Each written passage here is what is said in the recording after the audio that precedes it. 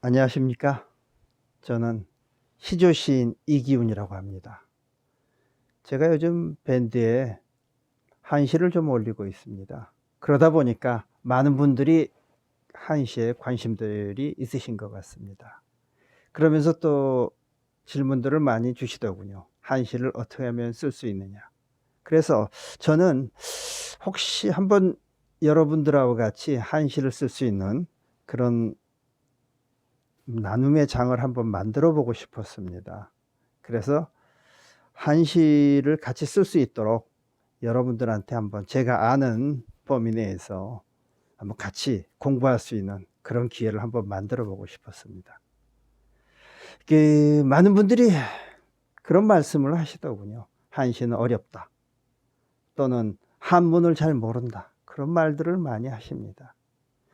물론 한시를 쓰려면 한자도 많이 알아야겠죠. 그렇지만 그게 또 전부는 아니더라고요.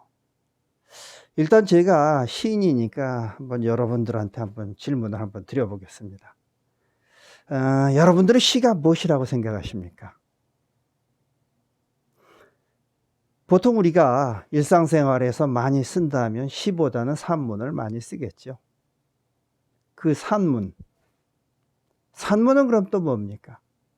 우리 회사 다니면서 리포트도 내고 보고서도 쓰고 또 취업을 하려면은 취업을 위해서 이력서 쓰지요. 산문과 시는 바로 저는 그렇게 생각합니다.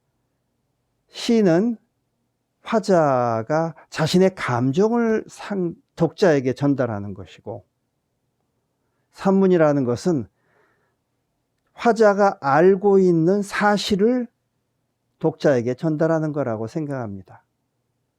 그래서 산문에 있어서는 정확성이 중요하죠. 그러나 시는 감정이 중요하다고 생각합니다. 그러면 또 하나 여러분들한테 한번 질문을 한번 드려볼까요? 여러분들은 한시는 뭐라고 생각하십니까? 많은 분들이 그렇게 말씀을 하세요. 한시, 야, 그거 중국시야. 그러면 혹시 제가 이런 식으로 한번 말씀드려 볼까요?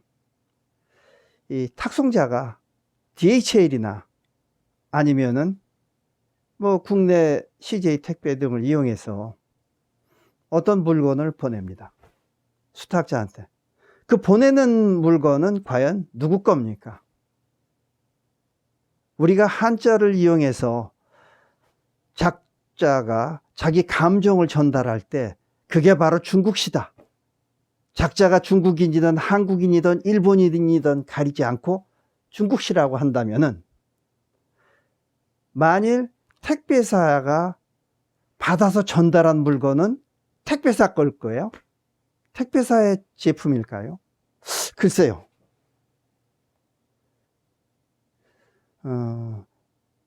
예로부터 많은 분들이 그런 문제에 대해서 상당히 생각들을 많이 하실 겁니다. 한시가 중국시냐 아니냐. 저는 한국인이 쓰는 한시는 한국시, 일본인이 쓰는 한시는 일본시, 베트남인이 쓰는 한시는 베트남시입니다.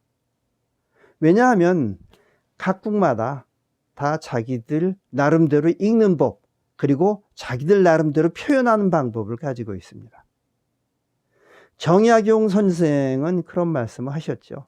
그 당시 우리 조선의 유학자들이 과도하게 중국시를 뺏기더라고요. 그래서 그분은 그런 말씀을 하셨어요. 앵무새처럼 우리가 한자를 가지고 중국인을 쫓아하느냐, 우리가 뭐 중국인 될 일이 있냐, 이런 말까지 하신 걸로 기억합니다. 그리고 한시를 쓰려면 한자를 많이 알아야 된다. 물론 많이 알아야겠죠. 여러분들 보통 우리가 고등학교 과정 졸업하면은 대략 몇 개 정도의 한자를 안다고 생각하십니까? 대략 한 2000자 정도 될 겁니다. 우리가 중학교 과정, 고등학교 과정에서 1800자, 대학교 과정을 뭐 문과 쪽이나 이과 쪽에서 공부를 하면 한 3000자 정도 알겠죠. 제가 옛날에 전공 서적을 한글로 번역된 걸 볼 때 보면은 상당히 한자가 많더라고요. 제가 전자공학을 전공했지만. 요즘 뭐 번역 서적에서 한자가 별로 없더라고요. 근데 그러면 중국인들은 과연 몇 개의 한자를 알고 있겠습니까? 중국인들 같은 경우도 보면은 고등학교 과정까지 정상적으로 졸업한다면 2500자 한자를 알고 있습니다. 옛날에 제가 초등학교 다닐 때, 중학교 때인가요? 어떤 분이 교과서에, 국어 교과서에 그런 내용을 쓴 걸 본 기억이 납니다. 그분은 한글 전형론자였거든요. 그러다 보니까, 야, 우리 한국인들이 한국어를 해야 되는데, 자, 한글이 얼마나 위대하냐. 한글은 26자만 알면은 모든 걸 다 표현한다. 근데 중국인들은 6만자 되는 한자를 어떻게 아냐. 근데 그분은 언어에 대한 기본 개념을 모르고 얘기한 거란 생각이 듭니다. 글자에 대한 개념이죠. 언어라는 개념보다. 언어는 한국어, 한글처럼 음소 단위로 음소를 표현한 문자가 있고, 일본어나 또는 뭐 어떤 다른 언어처럼 음절을 표현하는 글자가 있습니다. 중국어처럼 단어를 표현하는 글자가 있어요. 우리가 그러면 한번 또 여러분들께 말씀드려 볼까요? 한국 사람으로서 한국어 단어를 몇 개 정도 알고 계세요? 혹시 그러면 한국어 단어가 몇 개인지는 좀 파악하기 어렵죠? 그러면 영어 단어 몇 개 정도 알고 계세요? 영어 잘하는 분들. 뭐 보캐브러리 22,000 그 정도 수준 아니겠어요? 공부 잘하고 영어 잘하는 사람들이. 중국어도 마찬가지 아닙니까? 한자가 6만자 된다고 해서 6만자 다 합니까? 어떤 분들이 그걸 조사를 해봤어요. 우리가 200, 두보, 이분들이 한 1500수 정도의 한시를 남겨놨습니다. 근데 이분들이 과연 몇 개 글자를 썼을까요? 두보나 200 같은 분들이 쓴 한자는 한 번이라도 쓴 한자가 바로 4500자 정도밖에 안 된다고 합니다. 우리가 6만 개 한자가 있지만 6만 개 한자를 다 쓸 필요는 없습니다. 대략 중국에서 아예 쓸 수 있는 한자들이 있어요. 그게 지금 나와 있는 게 아니고 당나라 때 나와 있는 책에 쓸 수 있는 한자들이 나와 있습니다. 2만 개가 안 돼요. 2만 개라는 것도 한자는 보면 한 글자에도 여러 가지 뜻이 있는 경우가 있죠. 그거 다 포함해서입니다. 대략적으로 거기에 나와 있는 글자를 다 따지면 10,000개 정도가 채 안 됩니다. 그러면 한자 10,000글자 정도 알면은 한시 쓰는 데는 지장이 없겠다? 물론 그럴 수도 있습니다. 근데 우리 한국인들이 한자 능력 검정 시험들 많이 보지요. 1급 정도면 어느 정도 돼요? 1급에는 대략 3000자 됩니다. 특급 정도? 뭐 사범 정도 되면 한 6000자 알아야겠죠. 간단한 한문도 알아야 되고.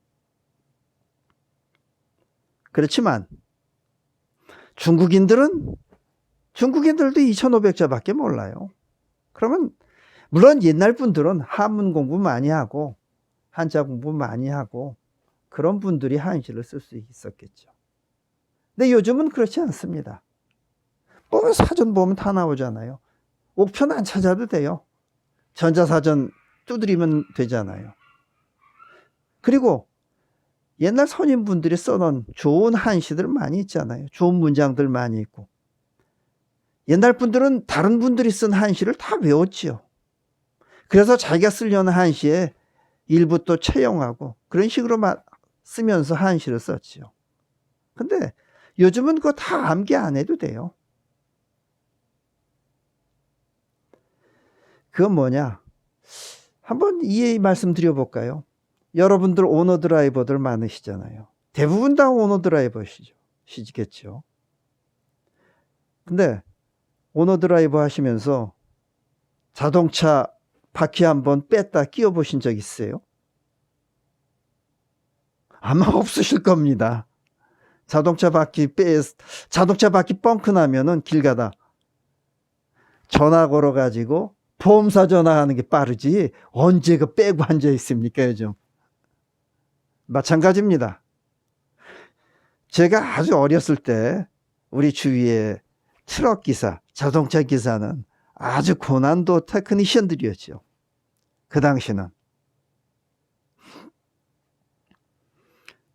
그 당시 많은 분들은 자동차 운송학, 구조학, 차륜학, 이 자동차까지 공부를 같이 했어요.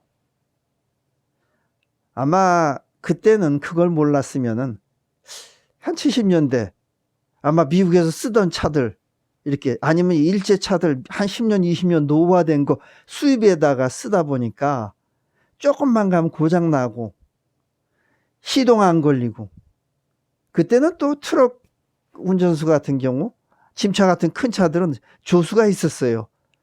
조수가 하는 역할이 바로 앞에서 막 시동 걸어주는 거였죠. 그리고 또 그때 가면 배터리 제전압이 안 나오죠. 오래 쓰다 보면. 그럼 그 황산에다가 그거 뜯어내고 축전기 빼가지고 거기다가 뭘 합니까? 증류수로 물을 채워 넣어야 돼요. 그래야 17V인가 그 셀 단위로 나오게 되죠. 근데 요즘은 혹시 옛날 분들, 나이 드신 분들 아니고서 한번 자동차 배터리 뜯어가지고 증류수 채워보신 적 있어요? 없을 겁니다. 15만 원 주고 바꾸는 게 빠르죠. 바로 한시도 그렇습니다. 바로 100년 전에 우리 선조들, 그분들은 한시를 제대로 쓰기 위해서는 많은 공부들을 하셨어야죠. 어렸을 때부터 서당에 다니면서 천자문부터 엄청난 공부를 하고 또 시경 공부하고 또 다른 분들의 시도 공부하고 거기다 또 부쿠시로 쓰는 것까지 공부하고 문장도 공부하고. 그렇지만 우리 지금 세대는 그렇지 않습니다. 아니 컴퓨터 한 번만 치면은 그냥 옛날 분들이 썼던 글이 줄줄 나오는데 뭘 그렇게까지 공부를 해야 됩니까? 또 그럴 만한 여유도 없죠, 시간적으로. 물론 할 일이 없어가지고 나이 드셔가지고 은퇴해서 요즘 같은 때 할 일 없다, 그래서 나는 한문을 본격적으로 공부해 봐야겠다, 이런 생각이 있으신 분은 아니고서는 굳이 그렇게 공부하실 필요는 없죠. 바로 제가 여러분들하고 같이 해야 될 건 간단하게 자동차 운전 기술을 배우는 거지 자동차 구조를 같이 공부하는 건 아닙니다. 옛날 분들은 자동차 구조를 정확히 알고 AS하고 고칠 줄 알아야 기사로서 역할을 했지만 요즘은 그럴 필요 없습니다. 그런 시대가 아니지요. 물론 요즘 인터넷 유튜브 찾아보면 많은 분들이 나와 있습니다. 200시부터 두보시 또는 여러 시들 강의하는 경우들이 많이 있습니다. 그건 다 그분들하고 같이 하시면 돼요. 저는 또 그분들을 하고 경쟁하면서 그분들 이상으로 그런 옛날 시들에 대해서 여러분들한테 제가 말씀드릴 만한 능력도 안 되고, 저는 그렇다고 생각합니다. 제가 할 수 있는 거는 인생 어렵게 살 필요 있나요? 우리가 나이 먹어서 한시를 쓰는 건 뭡니까? 술 한잔 마시고, 에이, 기분 나쁘다, 오늘. 한 수 툭 간단하게 쓸 수 있는 그런 정도면 되지 않습니까? 물론 여러분들이 쓴 시가 아주 명문이 돼서 후대에 길이 남을 수 있으면 아주 좋겠죠. 근데 그거는 한시를 잘 쓰더라도 기본적인 소양이 또 필요합니다. 시인으로서의 소양. 시인으로서의 소양이 없다면은 그냥 뭐 간단하게 남이 쓴 거 읽고 무슨 뜻인지 알고 뭐 좀 무미건조해도 술 마시면서 남이 쓴 시 보면서 간단하게 장단 맞추면 되는 거지.